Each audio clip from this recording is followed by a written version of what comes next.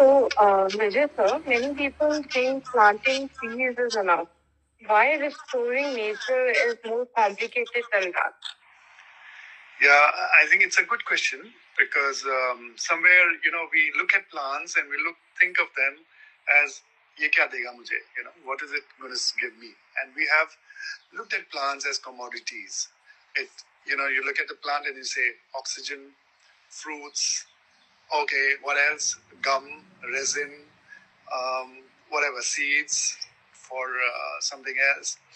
Um, the view is very consumeristic, and therefore we we say this tree is good and that tree is not good, and we say this plant is good and that plant is not good.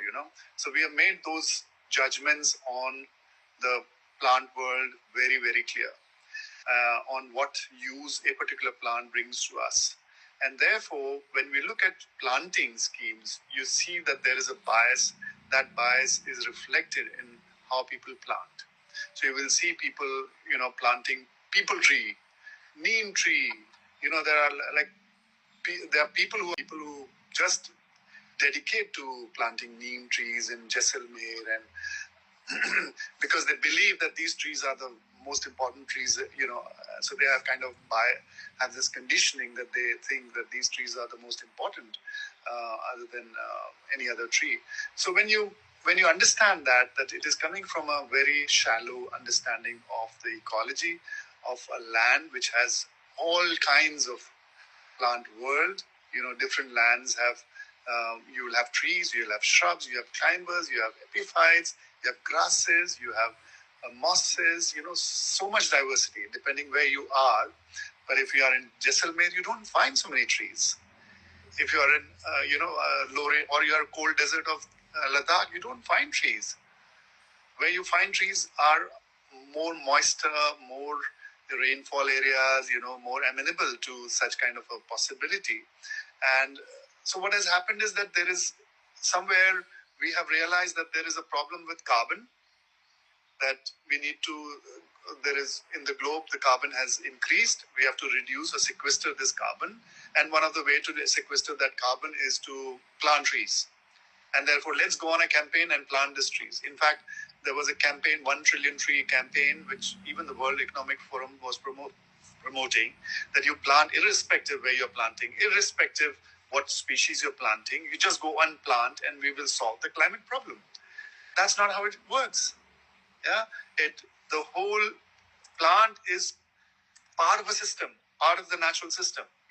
A tree or a shrub or a climber or epiphyte is all together with the birds and the insects and the bees and the animals and the, we know all about it. Like elephants are the engineers of the forest and so on and so forth.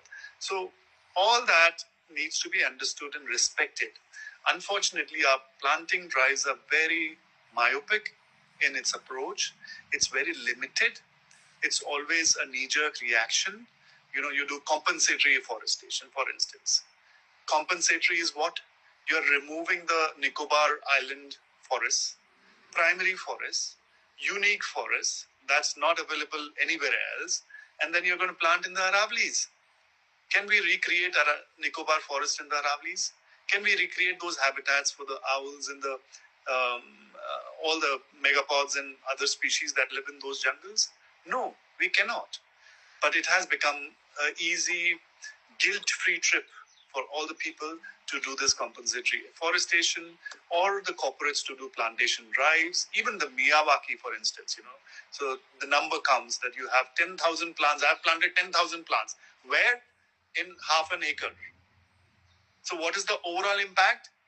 Almost nothing. Yeah, so it's important that we look at the larger picture, that our landscapes are getting fragmented, our plant communities are getting fragmented, which create the habitat for all kinds of wildlife, and that needs to be nurtured, and therefore ecological restoration is more important than planting. And in some cases, in ecological restoration, you don't have to plant. In fact, you have to remove the plants.